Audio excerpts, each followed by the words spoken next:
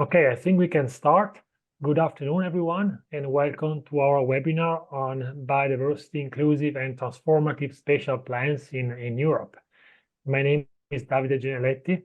I'm a professor of environmental planning at the University of Trento in Italy, and I'm the leader for that university in the BioValue project, which is the Horizon Europe funded initiative action that is launching this series of webinars on the general biodiversity values in spatial planning. So thank you very much, first of all, for accepting our invitation. We try to reach out to potentially interested participants, especially in the countries that are being studied in BioValue. And so your presence is highly appreciated. And I'm particularly glad to see that we have participants from different sectors, including policymakers, practitioners, professionals, from the academic sector and also from NGOs. So I guess and hope that this will lead to fruitful discussion in the remaining part of the webinar. So our agenda for today, next please, includes a brief presentation on BioValue that will be provided by our project coordinator, Professor Maria Partidario. Then I'll say something more about the webinar and the webinar series. And then we start with part one, in which we plan to present some of the results of the project that are relevant for today's topic, and that will provide, let's say, some food for thought for the subsequent discussion. So in part two, we are going to work in two breakout rooms to discuss issues relevant to transformative spatial planning, and especially to the comparative analysis in Europe that we performed. We plan to have a 40-minute session for those discussions, and then we'll come back to the plenary for a final, roughly 15 minutes wrap-up session and some conclusions. So I now give the floor to Maria for an introduction to BioValue. Thank you, David, very much. Good day to all. I'm very glad to see all of you participating in this first webinar of our BioValue project. So the BioValue is a Horizon project, which purpose is to safeguard and increase biodiversity in terms of exploring the value that biodiversity can bring to spatial planning. And the purpose of the project is to achieve this objective through three instrumental perspectives. I'm sorry about my voice, but my cough is not allowing it to be better today. So these three instrumental perspectives, which are represented in the diagram, include spatial planning and management instruments, environmental assessment instruments, and economic and finance instruments. What we aim to is to explore the capacity of these instruments to actually bring in and enhance the value of biodiversity in spatial planning practices, and do this not only individually as in its action in spatial planning of each instrument, but especially to also do this and achieve the objective in a combined way, which means that these instruments, which sometimes are rather isolated and individual, should be working together. And that's one of the things we'll explore in the BioValue project. Next, please.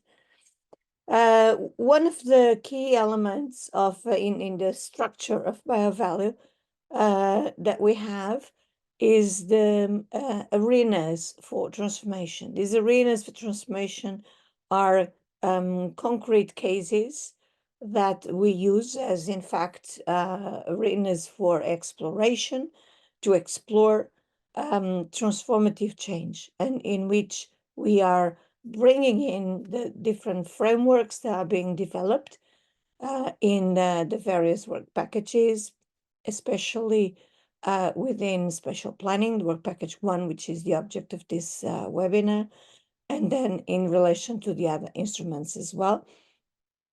And in bringing this into the arenas, we explore we experiment the capacity of these three instruments to, in fact, make a difference to spatial planning in bringing, biodiversity into spatial planning systems, cultures, scales, and biodiversity-related situations.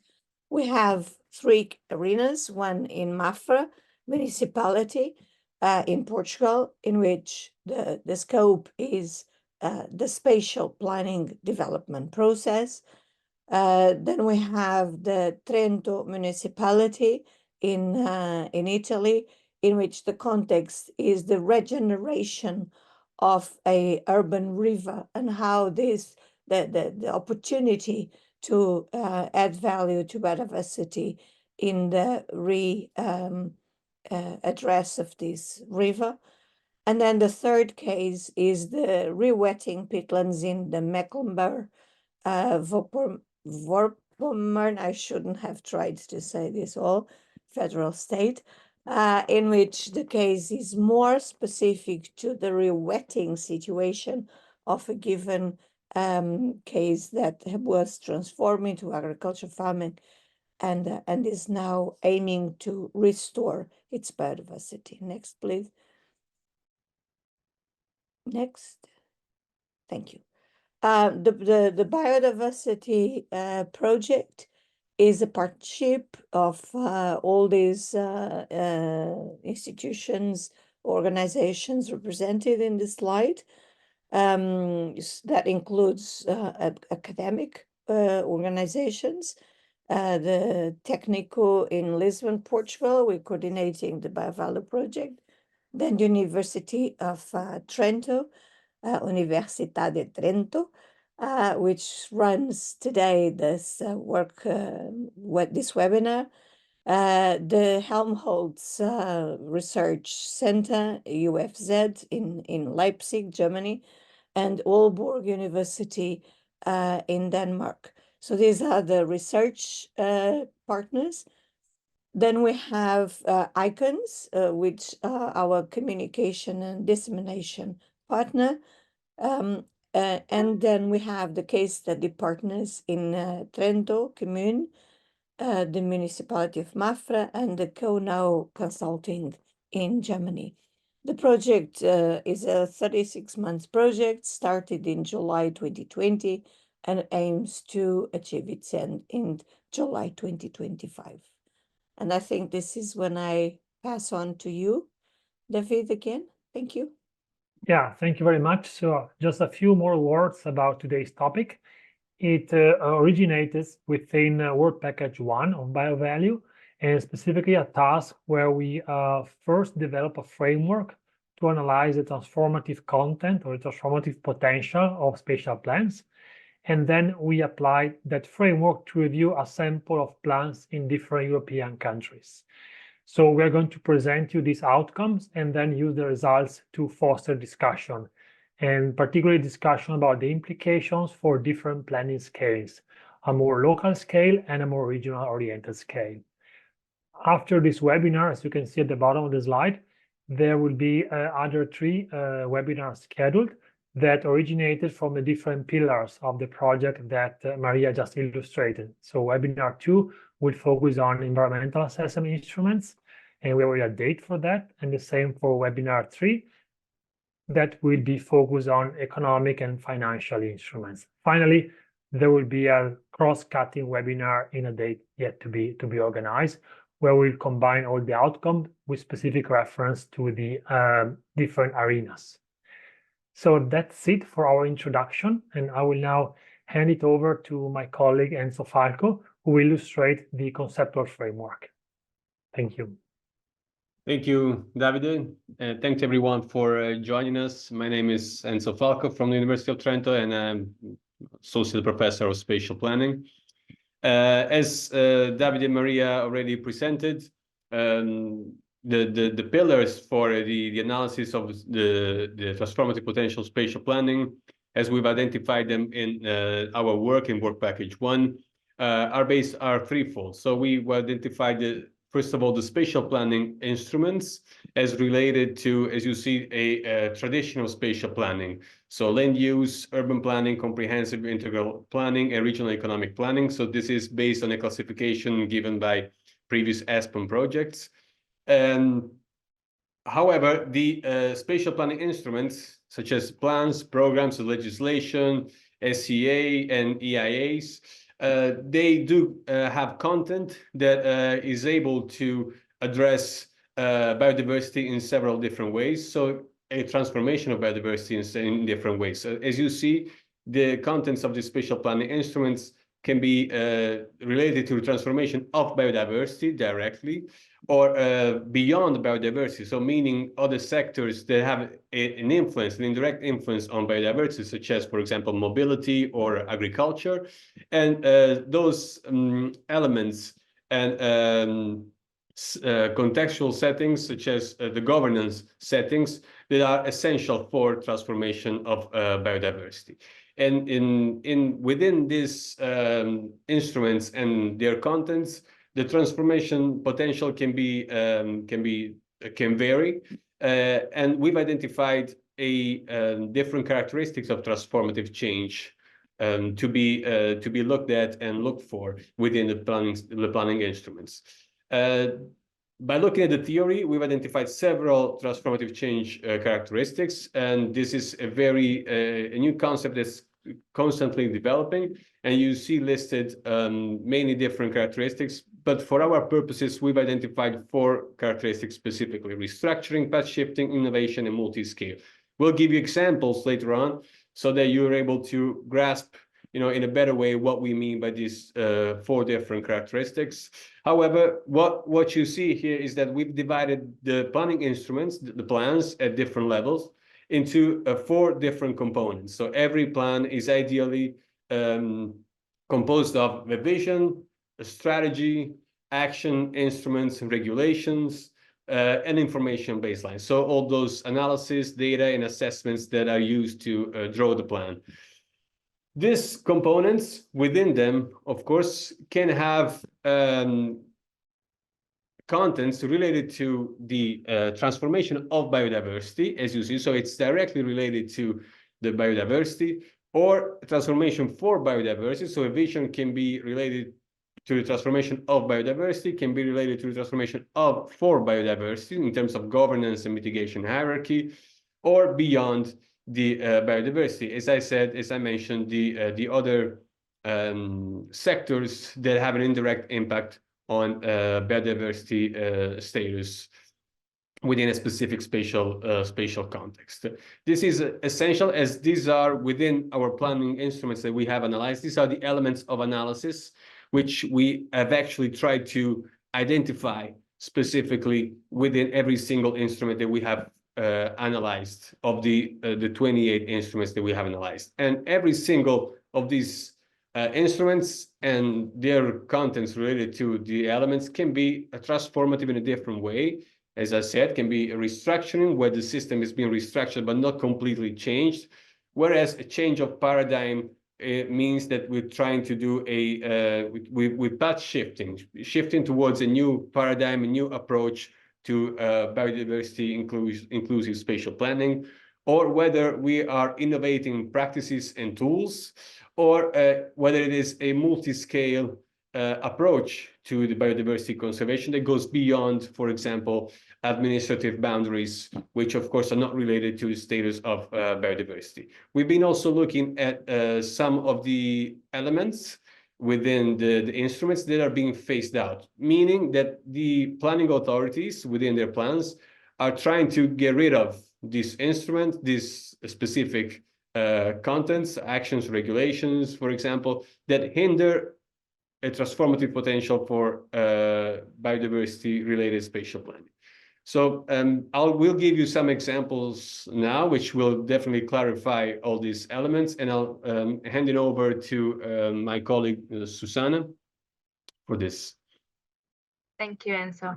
Good afternoon, everyone. My name is Susanna Horta, and I'm a postdoctoral research fellow at the University of Trento. I'm going to go into detail into the different elements of this framework and provide you with specific examples so you can better understand the transformative potential of plants. No? So the first characteristic that describes transformative change somehow is called restructuring. And as Enzo said, refers to, let's say, variation of the components and procedures of spatial planning. And this definition can decline for the governance element of analysis as a reorganization of the planning procedures, instruments, or regulations, as well as actors and stakeholders involved in the planning process.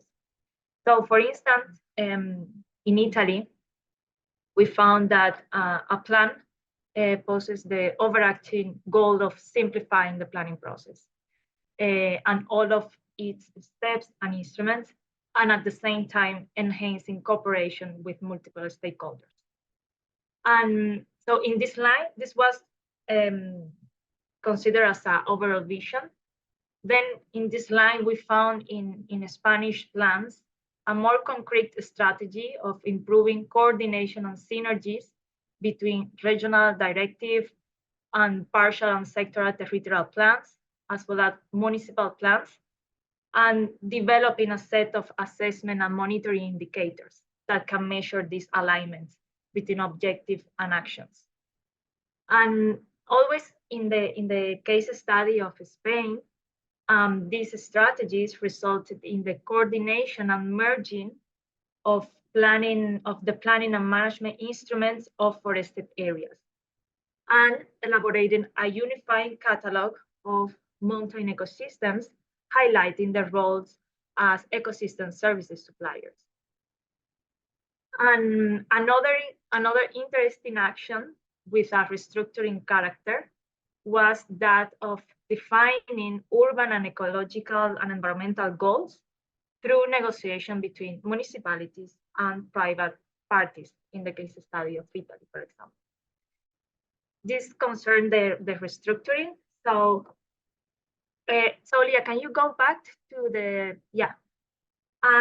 This was to simplify the restructuring, how was interpreted for the governance element of analysis. But then we have this feature can slightly be understood different if we talk about the mitigation hierarchy and biodiversity ecosystem services.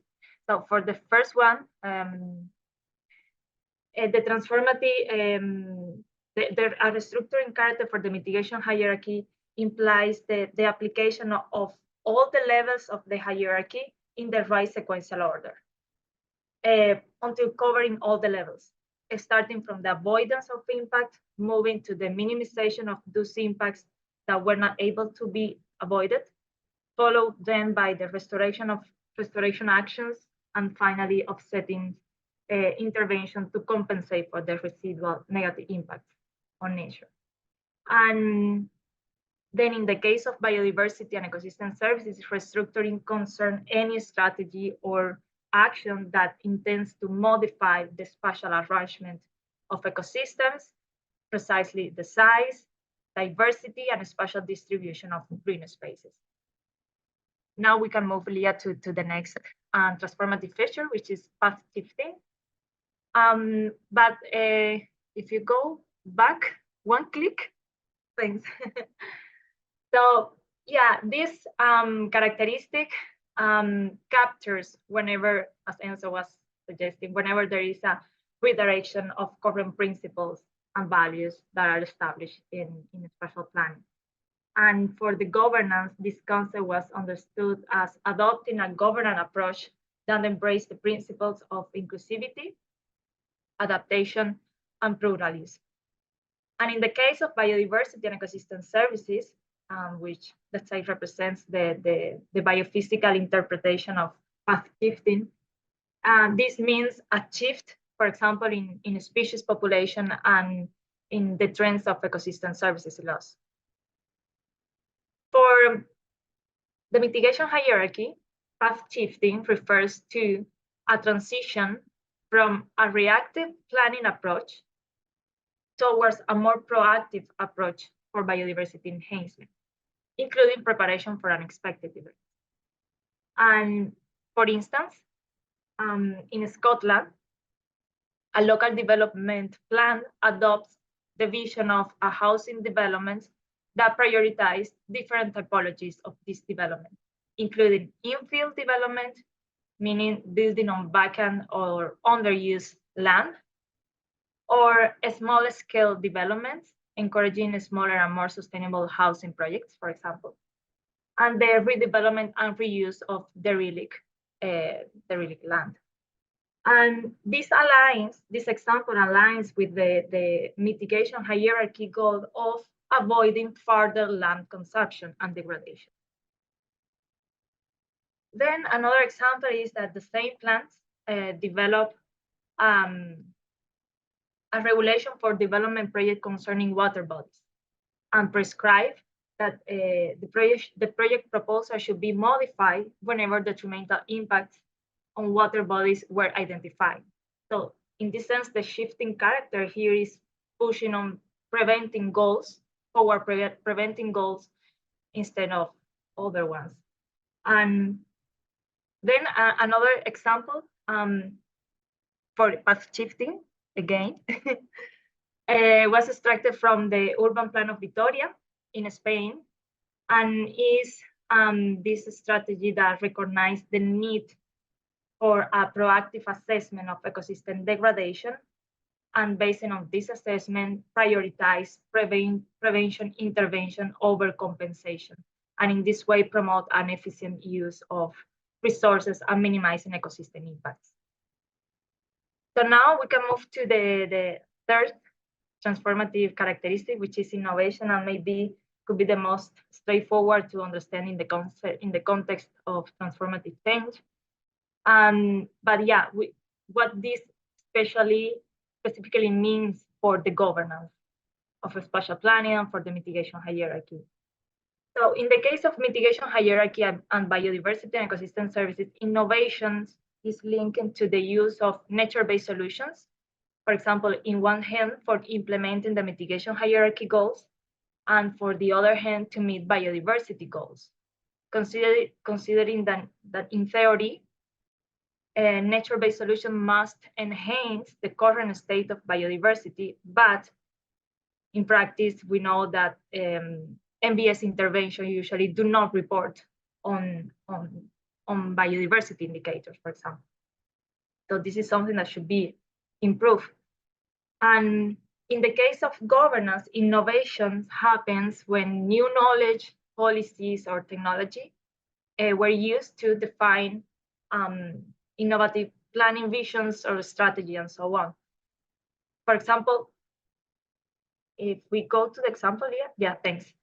An innovative strategy found in Scotland was that of relying on funding initiatives to support green recovery and just transitions, and such as, for example, Biodiversity Challenge Fund and the Community Capacity Grants. And another innovative feature that was found in the information baseline of the National Land Use Framework, always in Scotland, was the creation of a public register of control interest in land, which basically is a register that holds information of who controls and influence what landowner can do or not with their property. Concerning then an innovative action found in Italy was that of designating a third party to coordinate the participatory process and establishing a co-design process of the plan's objectives and actions. And related to this, we found different innovative participatory methods across different plans and countries, such as that of building, for example, a community-based database containing a broad list of stakeholders that should be involved, but also this approach of blending both digital and in-person methods, such as online workshops, surveys, Zoom sessions, and as well as using supportive tools like Google Forms or Mentimeters or Miro, just to support and facilitate this broader representation of actors in the spatial planning decision-making process. And interesting, another example comes from Denmark, and that introduced this new role of a biodiversity coordinator, who was responsible for prioritizing efforts in translating the global biodiversity framework into the plan's objectives and outcomes. So if you go to the next slide, Leah, please. And another click. Yeah, this is an example on how different components of plans, as I say, vision, strategies, information baseline, and actions can complement each other for enhancing this transformative potential of plans. And this example comes from Spain. And in a plan here that we revised, the information baseline of these plans was integrated with accurate spatial assessment of ecosystem services demand and supply, with a very comprehensive description of the methods, indicators, and data that were used to conduct this assessment. So then the plan took this information and proposed and create a new land use category of non-developable land and reclassify some future developable areas into this new category, based on the information on ecosystem services, demand and supply. And this was very interesting and new. And all of this to fulfill the purpose of reducing further land take, establish an urban growth boundary, and eventually control estate speculation, as was found, for example, in the case of Portugal. So as you can see here, the interaction between different components of plan and how can the transformative potential navigate across these components. Now moving on to the last transformative feature, which is called multi-scale. And this means for the governance, the involvement of actors and stakeholders from the public, private, and civil society realms, as well as across having an impact across several spatial but also temporal scales. In the case of the mitigation hierarchy, multi-scales entails the coordination of requirements and goals across these spatial scales. And in terms of biodiversity and ecosystem services, multi-scale means improving the ecological connectivity as well as a great diversity of benefits. Okay, thank you for the example. So in this regards, concerning biodiversity and ecosystem services, we found in different plans the vision of an ecological network that defines urban forms and development, and the will to expand this network to create a better connected green infrastructure for biodiversity. And in Italy, for example, a plan introduced in its information baseline a connectivity index to understand current and future ecological fragmentation, and hence restoration targets for their planning actions. And in another case study, the background information will include also short and long-term climate scenarios and forecasts, for example, in this sense, covering different temporal timeframes. And in terms of actions, we found, for example, the creation of a number of green corridors in the form of street trees that connects the green belt around the city of Vitoria in Spain with the urban green spaces in the city center, for instance. And this is more or less some key examples. So this was to show you some ways in which spatial plans can hold a transformative potential. And yeah, maybe we can move to the second part. So we are back in the plenary. I'll just give a few seconds to all of you to reconnect, and then I would like the two moderators to briefly summarize what was discussed in the two rooms, and then we're going to have some more time for additional remarks, or maybe to make points that you didn't have enough time to make in a breakout.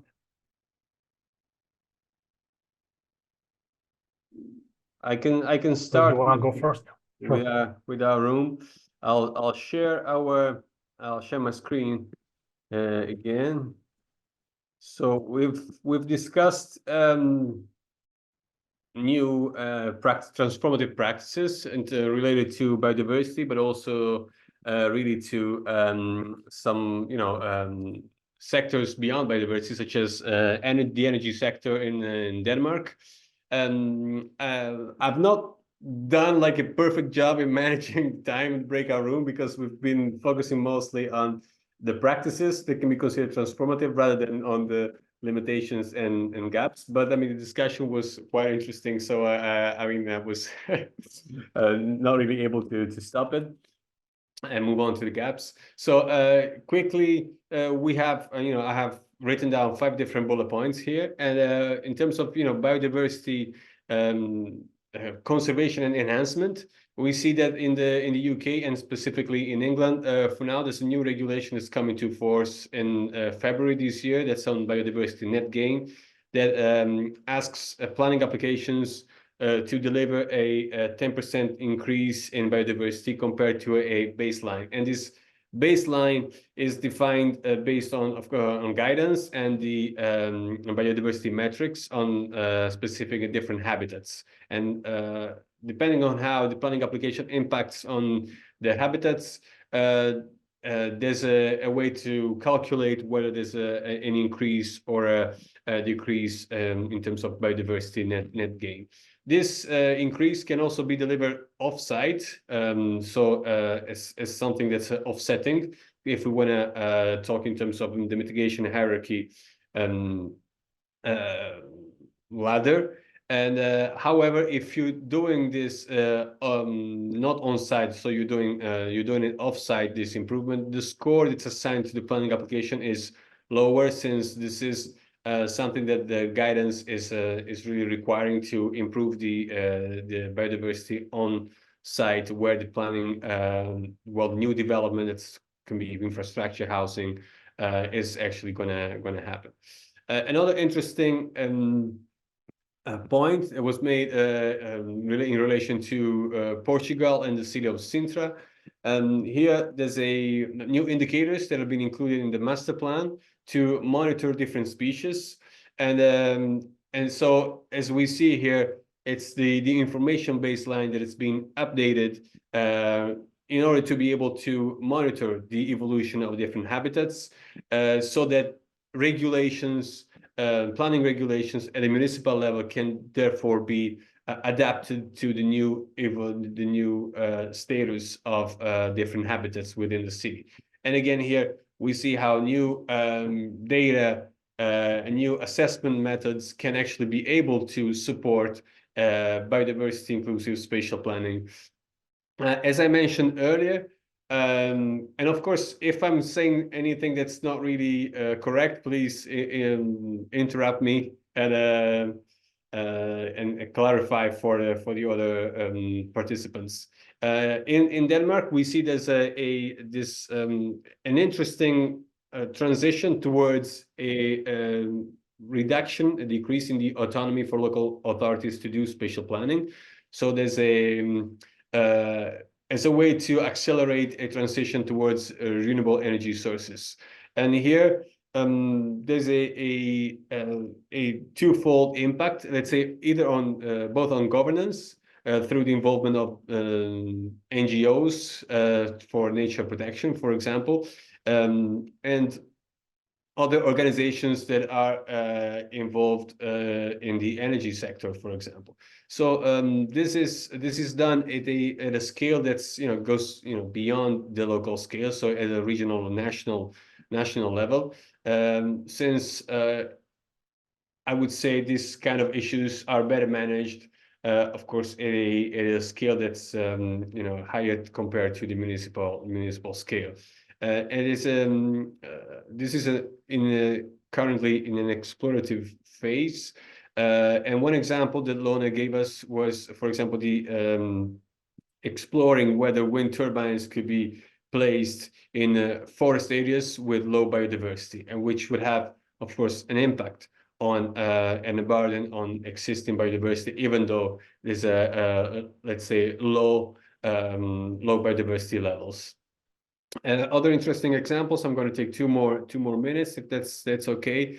In Portugal, again, there's a simplification procedure here. Margarita, help me out if I'm not reporting this correctly. There's a simplification procedure for allowing housing infrastructure development, and reclassifying areas from let's say rural, non-urban into urban areas.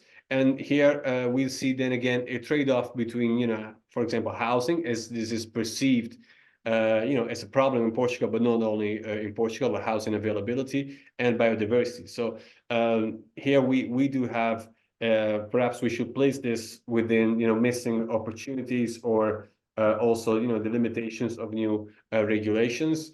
And again, in Portugal, local authorities, however, since 2014, 2015, they've been, however, forbidden to include urbanized or urbanizable land in their plans, from, you know, the law at the national level. Even though then, of course, right now there's, you know, this simplification procedure which could place burden on the biodiversity. So I've tried to summarize all of this in, you know, 5 minutes. If anything that you want to add, feel free to say something, and otherwise I'll give the floor to Susanna, whom I guess will summarize the results from the second breakout room. And so I would like to add a very brief comment.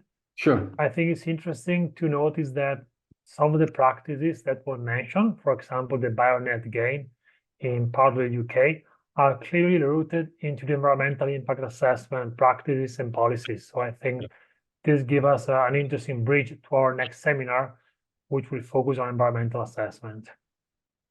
Absolutely. Thank you, Davide.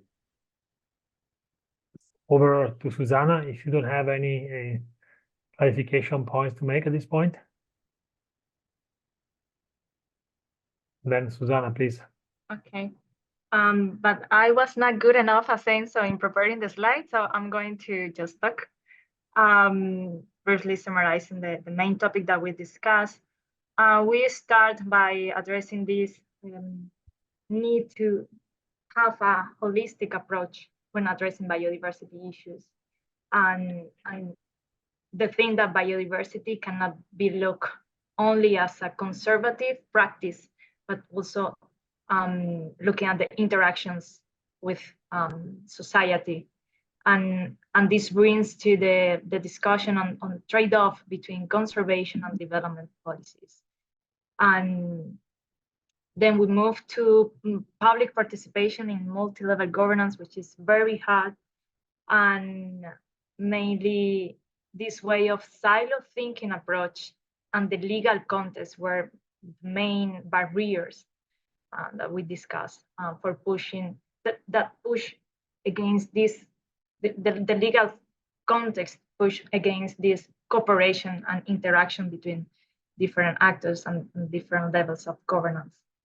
And then the trade-off between these different frameworks and sustainability goals also arise during the discussion, for example, between nature laws and green energy policies and transition. And the main question was, how can we balance these different sustainability goals? And that was one of the big questions.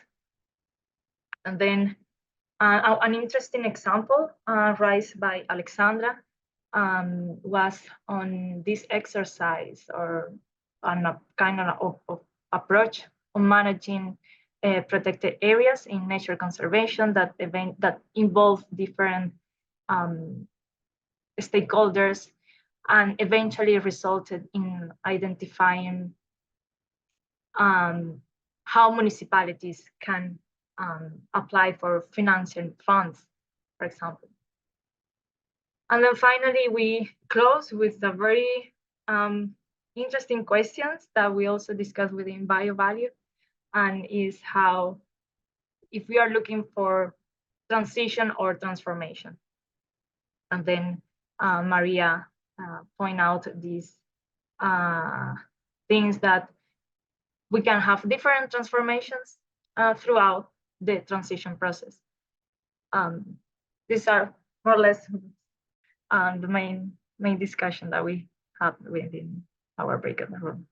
I don't know if all of the participants would like to complement and provide more details. Leah? Yes, thank you so much, Susanna. It was kind of hard to keep track of all the ideas, but I just wanted to comment on one point that you raised, and I think it goes directly back to the first thing that Enzo actually presented from their discussion, and it's related to changes in the regulations. So we have been discussing in our room, and most of the interventions were in the sense that it's really hard to break free from regulation. Regulations are not only mandatory, but they are a top priority. So the compliance is top priority for practitioners and for planners in either the local or regional scale, I guess. But then, of course, if the regulations are a barrier, then it's really hard to be innovative and to incorporate different solutions to address biodiversity if there's only certain amount of time that they have to dedicate to perform and to make a decision, right? So it goes back to the first point you presented, where actually top-down regulations are being created to, let's say, enforce biodiversity enhancement through spatial planning. So I think this is very positive. And on the other hand, as Susanna was saying, we ended the discussion with a question, actually, because even though we find a barrier from top-down regulation, there's also a lot of examples saying that it's usually bottom-up initiatives and exercises that can actually be a little bit more transformative and have the freedom to incorporate and innovate in their way of acting. And we had an example from Frankfurt from our participant, Dirk. I'm sorry if I get the name wrong, but Dake, yes.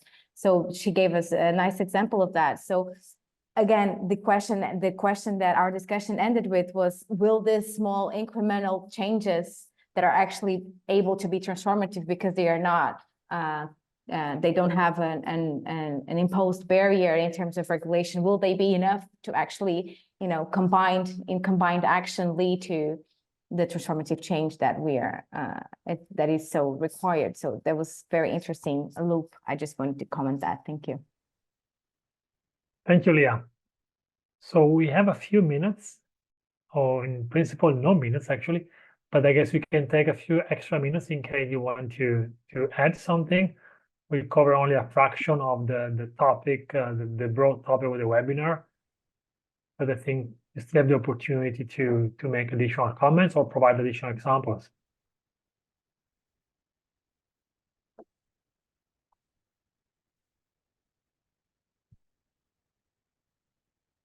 Or if you prefer the seminar to end, it was supposed to be at 3:30 sharp, I think we can end here. So thank you very much for participating, and please do get in touch with us if you're interested in taking this conversation further. And remember, this is a second webinar on the 9th of April, and we'll, in case you're interested in that as well. Okay, thank you very much, everyone, and have a good evening. Thank you. Bye. Bye-bye. Thank you all. Bye, everyone. Thank Thank you. you. Bye. Take care. Bye-bye.